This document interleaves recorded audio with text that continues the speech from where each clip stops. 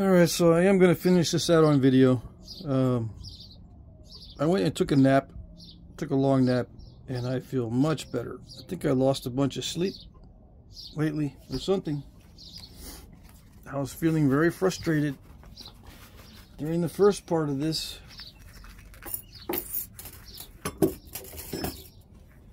Let's see.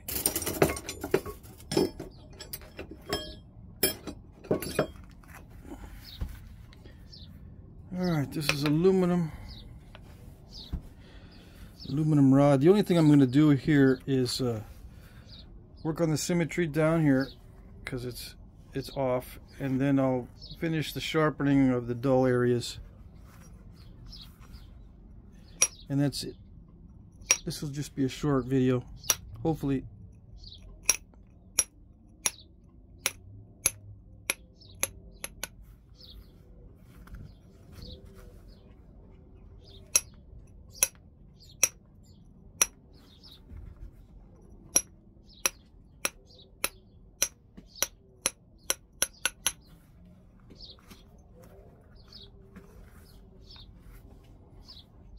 Yeah, there's not much to do on it. As far as the symmetry goes,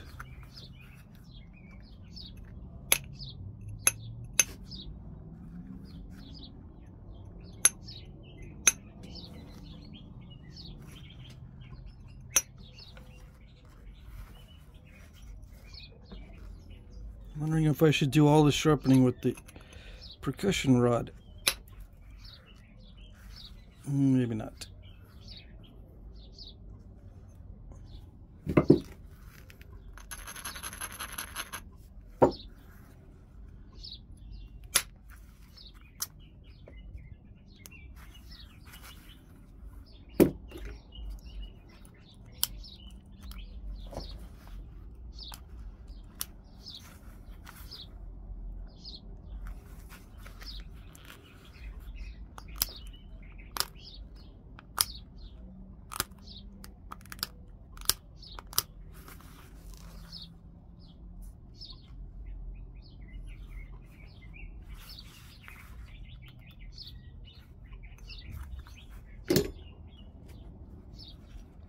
Well, I can get rid of the thick spots with the percussion rod and then with the percussion flaker, and then sharpen it. Yeah.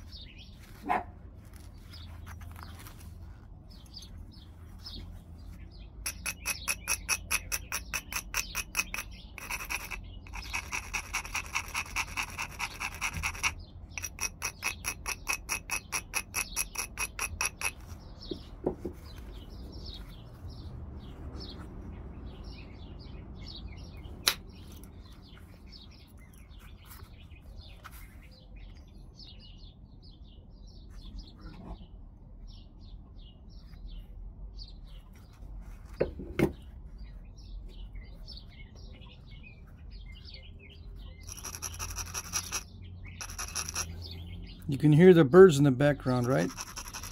I didn't read the comment, I just saw the notification. Someone said they hear a certain kind of bird. Yeah, up in the rafters of my shop, there's 2 birds' nests.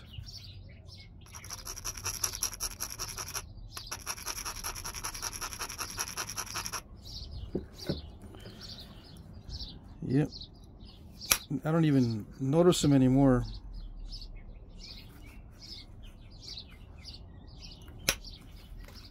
As far as the noise goes.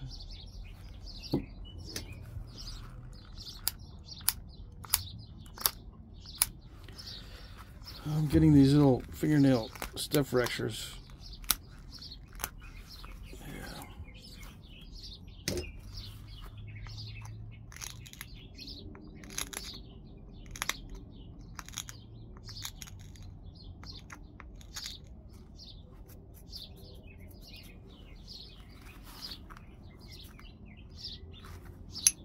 Oops. I just nicked the tip.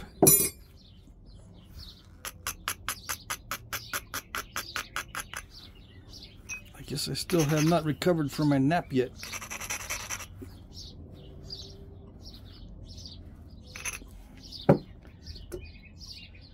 Alright, let's see.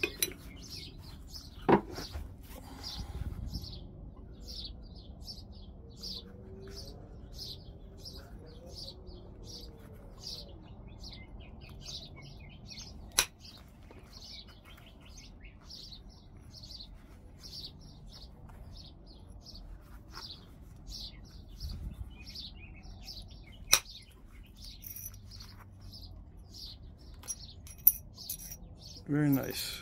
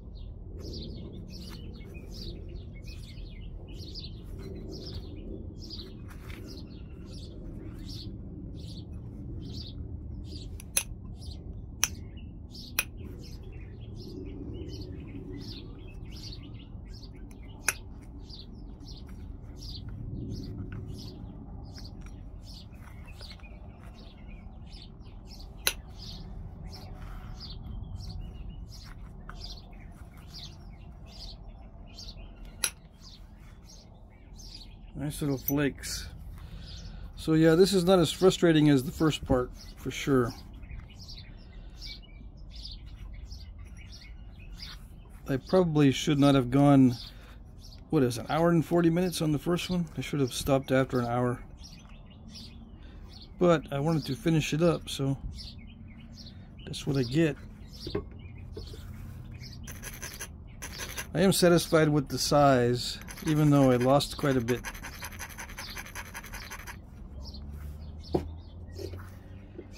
It's good enough.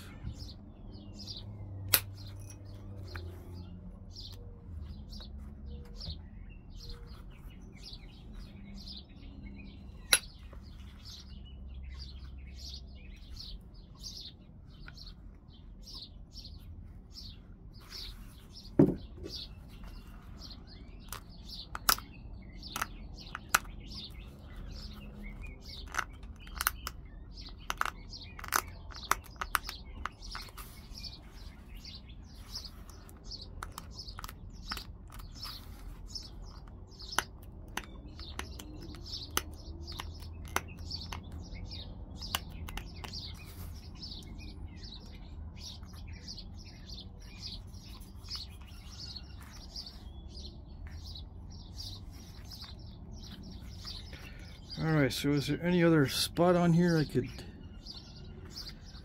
thin down without worrying too much about the consequences?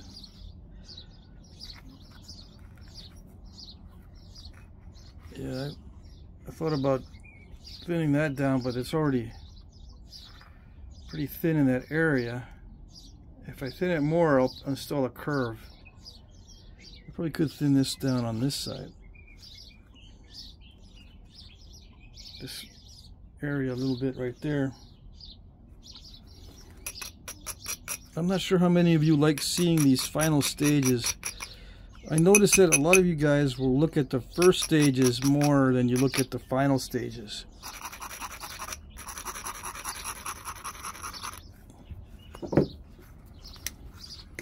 It seems the preliminary stuff is the most interesting.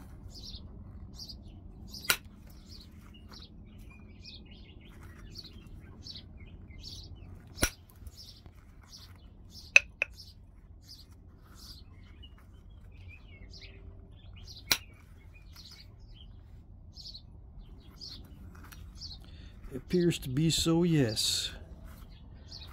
In the words of Buster Scruggs.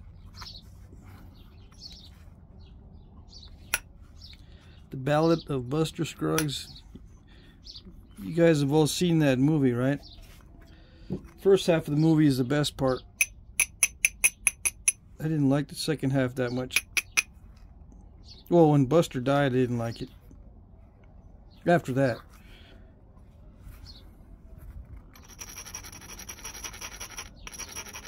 Spoiler, of course.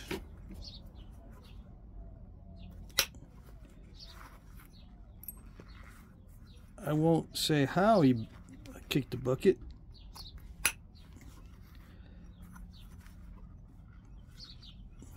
My favorite line in the movie is when he's confronting that outlaw in a bar. He comes in, he says something like, "I'd like a shot of whiskey so I can clear my gullet, clear the dust out of my gullet, and keep his singing voice in fiddle." And the outlaw called him a greenhorn.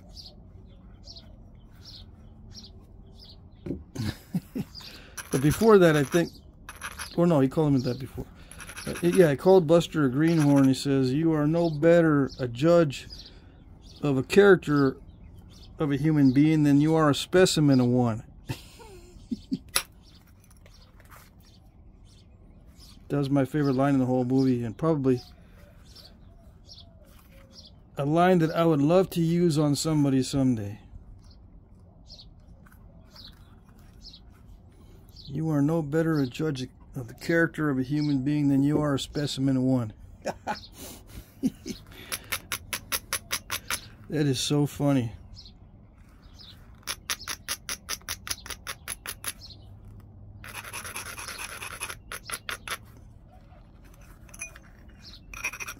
Tin horn. I had to look up tin horn. I knew that was not a good thing to call somebody, but I didn't know what a tin horn was.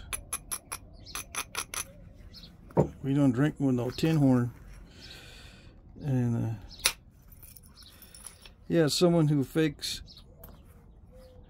being something that he's not. Right? I think that's what that is.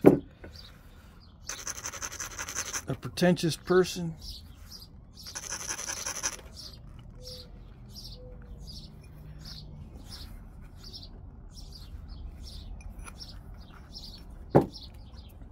Everyone online is a tin horn in that case. I mean, social media. Lots of tin horns on social media.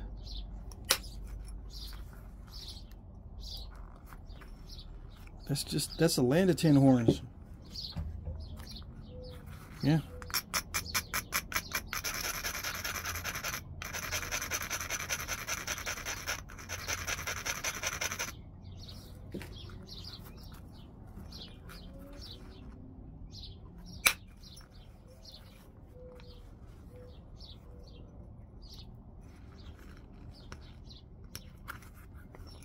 Yeah, that whole encounter in that cantina or whatever it was that he strolled into in the middle of the desert.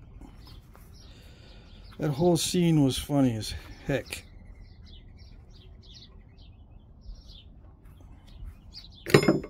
Yep.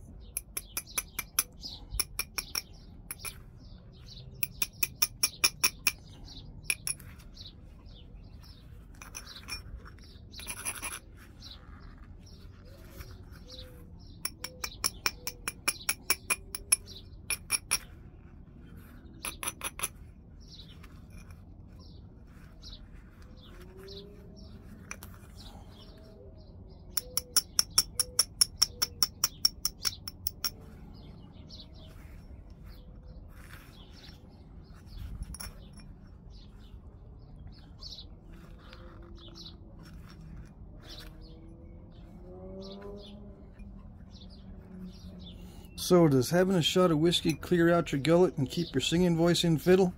Does that work? It's the opposite with me.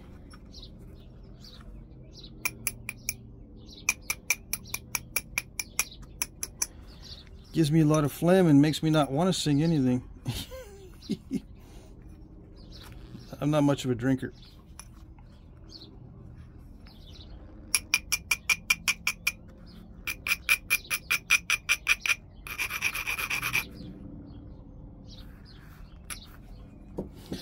Let's see, I'm trying to debate whether I should continue.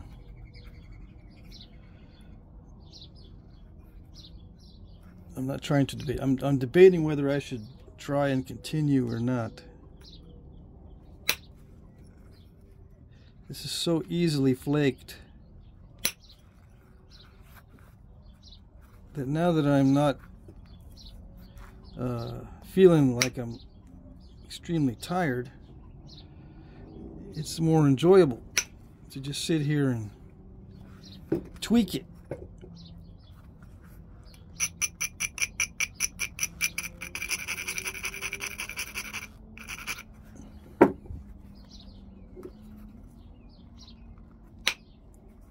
Okay.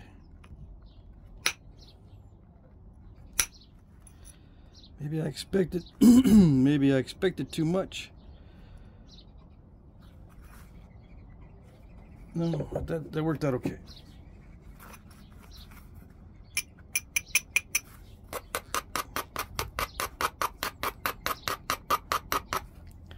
I can remember I got to make good contact with the striking surface or the edge or whatever you want to call it.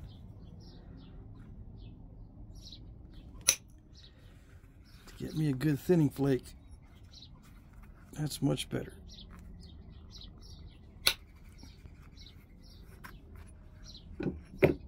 Who knew that I was going to continue this on video? Who had a bad feeling about me stopping and saying, I'll just finish this off camera? Raise your hand if you had a bad feeling that I was going to feel guilty about doing that. Or it didn't seem right. Yeah.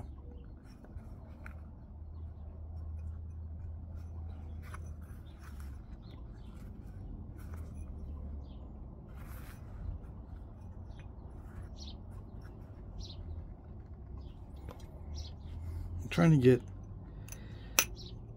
close up of this, the lamp. When I put with Obsidian, if I get the lamps closer, it doesn't really work that well. I can kind of see it a little bit better when the lamp or the lighting is a little further away.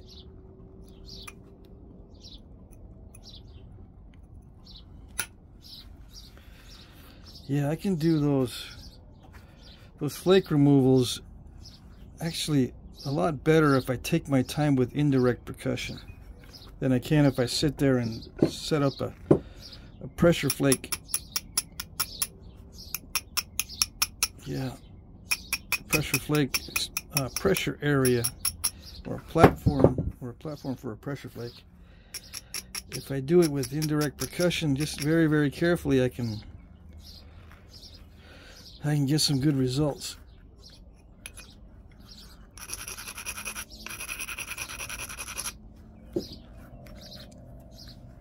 All right, just a little bit of tweaking, that's it.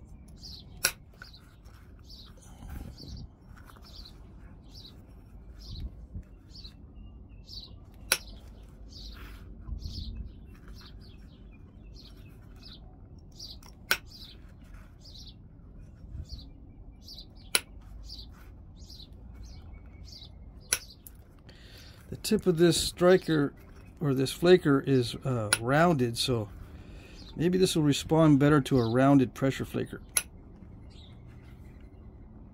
Yeah, we'll see. Before I go to the knapping, I'm going to make a bunch of tools I'll put a rounded tip pressure flaker in my repertoire. Yep.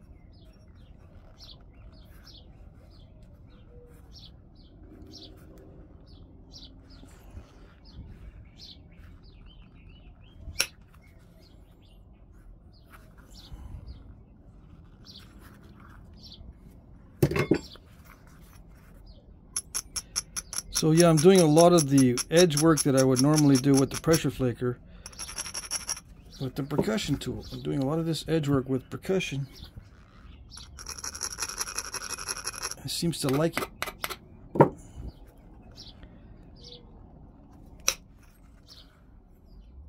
As long as I don't hit too hard and cause a radial fracture. I think, where was that radial fracture on here earlier?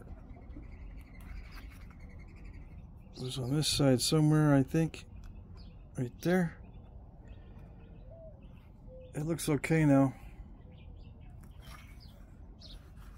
There's a few crushed areas that I crushed with the pressure flaker. Toward the end of the last video, I think. Yeah.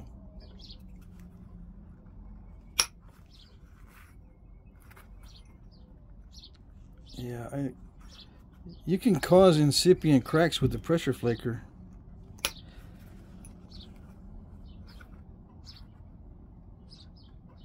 It's not that common, but it is possible.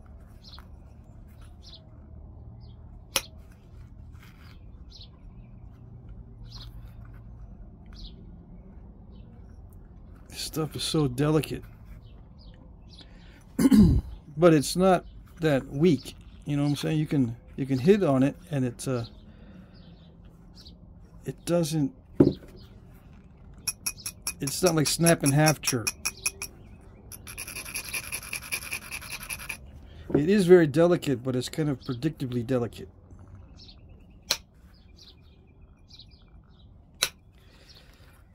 You don't really need a massive amount of force to flake it.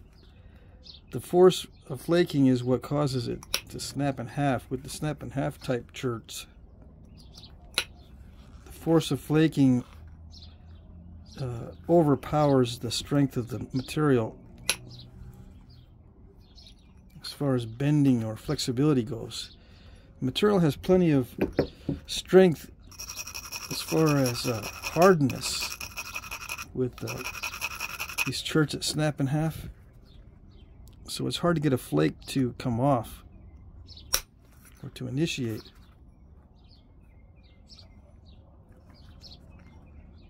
I guess the edge would be durable in that case. If it's hard to initiate a flake, the edge is durable.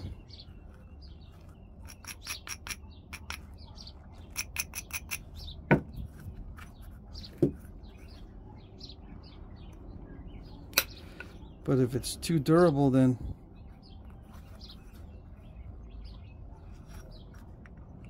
it overpowers the ability to bend and flex with the flake removals.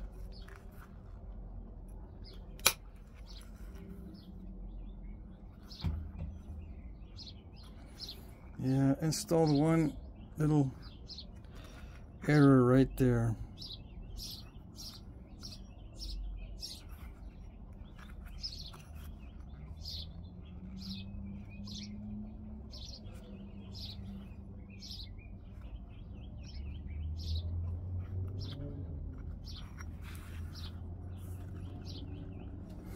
Oh well, that's a sign to stop. Yeah. Okay.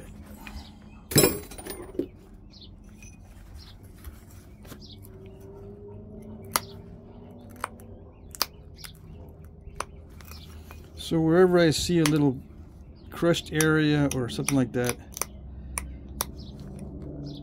just pick it off.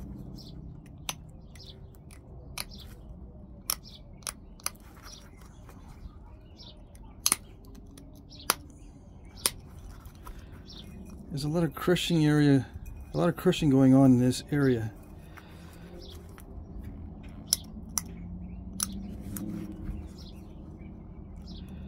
So just downward pressure should release a lot of those flakes. a lot of those partially incomplete flakes.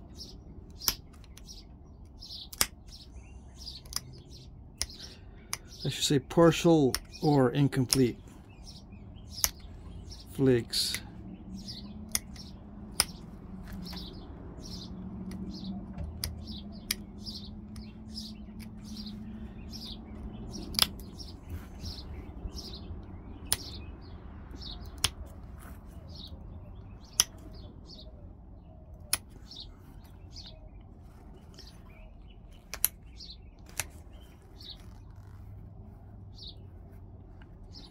It almost looks like a little imperfection in the stone there.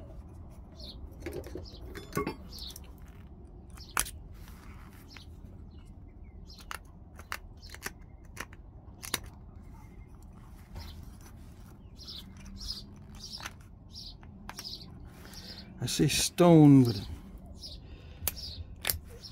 it's natural glass. I guess you could call it stone. It's mostly silica.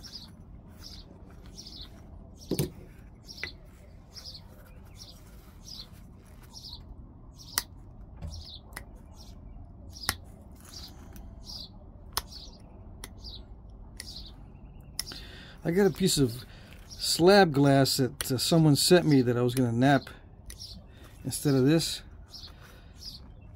but I didn't really feel like napping the slab glass. The last time I napped a piece, it just shattered on me. Not that particular piece, but one like it.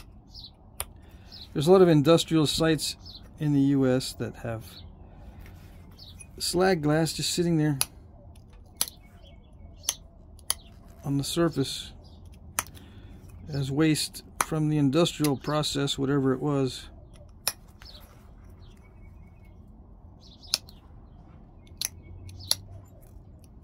Whatever they were making out of glass.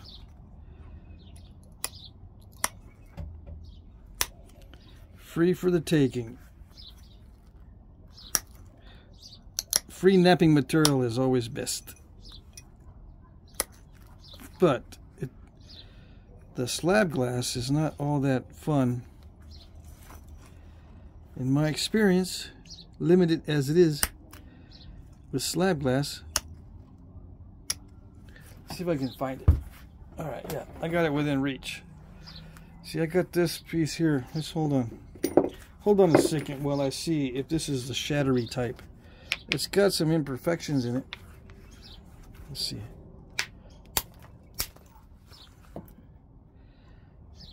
Yeah, it almost feels like a heat treat. Yeah, it's gonna nap like hard candy, which means not very well. So that's slab glass, I think. Slag glass.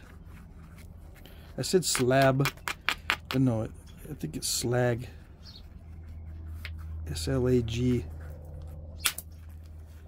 It's possible, I suppose, to make something out of it.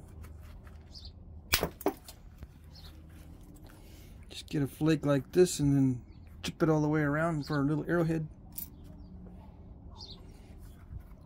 It's got some pretty color in it, but anyway, yeah, that's the one that I was going to nap on video, but I think that one is too crumbly.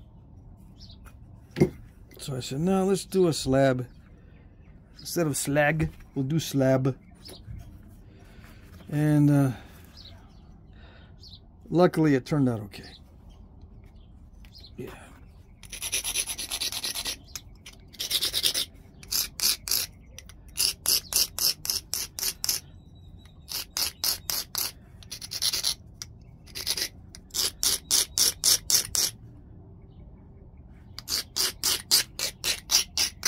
Make it a little more pointy so I can get a little bit of yeah, there you go. A little bit of a better purchase on smaller areas.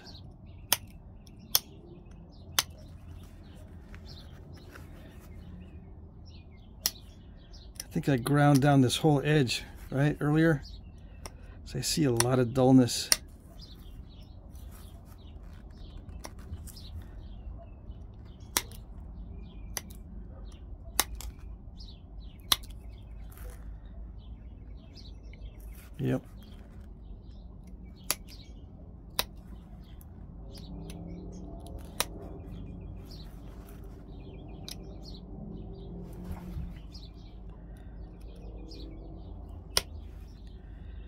Come on. No, not like that.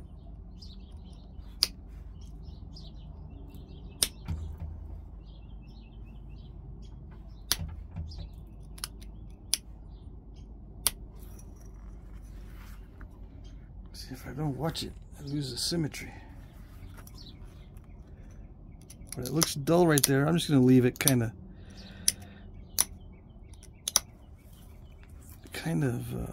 powdery looking a little bit. Now, some guys use wax. They wax the whole point so that you don't see that white powdery area type stuff. I don't think I've ever used wax on points. I've seen them use paraffin wax, right, and heat the arrowhead or the point, apply the paraffin wax, and the wax makes it look all nice and slick and well made.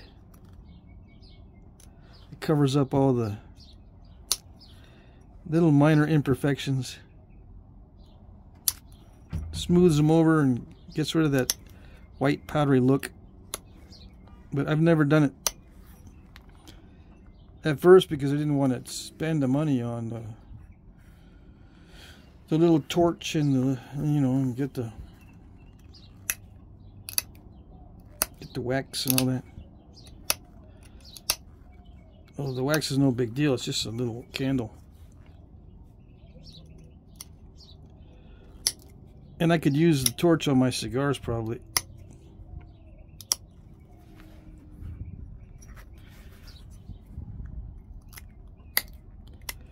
But I never did. So I never picked up the habit. And some guys use mineral oil to brush it down with mineral oil. It makes it look slick too. By slick, I mean nice and pretty and finished.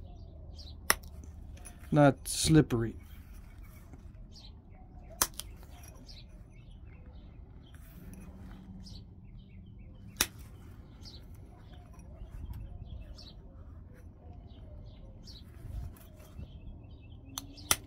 I like to be able to see if there's a dull spot. That way I can sharpen it easier.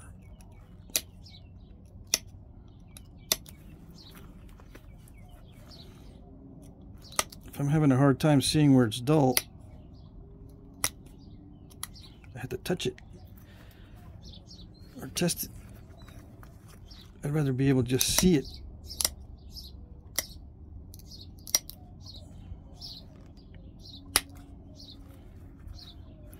Alright, I'll stop messing with it here. It's good enough. If you want it, and you want it sharper, you can do it yourself. This is not that hard of an operation. It's just very painstaking and time consuming. The only thing hard about it is not falling asleep after a while. Yeah. Okay. So there, I finished it up. There's a couple of interesting flake removals. Other than that, nothing special.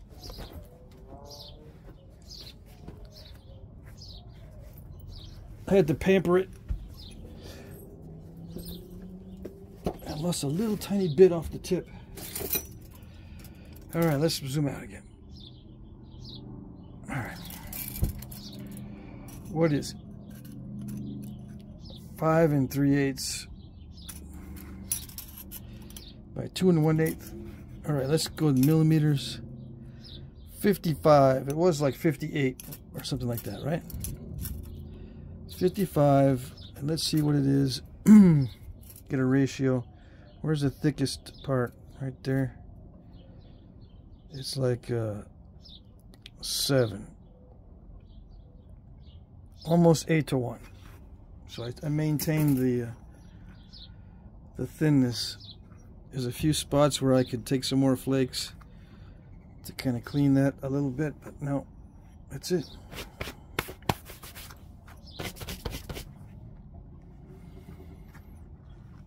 Yeah, I like it. Okay.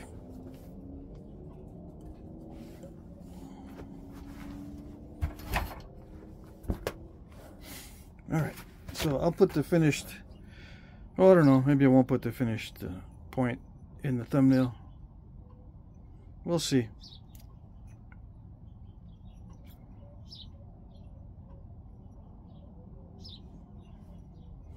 Yeah, if I were to take any more flakes off, there'd just be one more, maybe following that ridge right there, because it's a little bit high right here in this area. But that's okay. I could grind that down a little bit.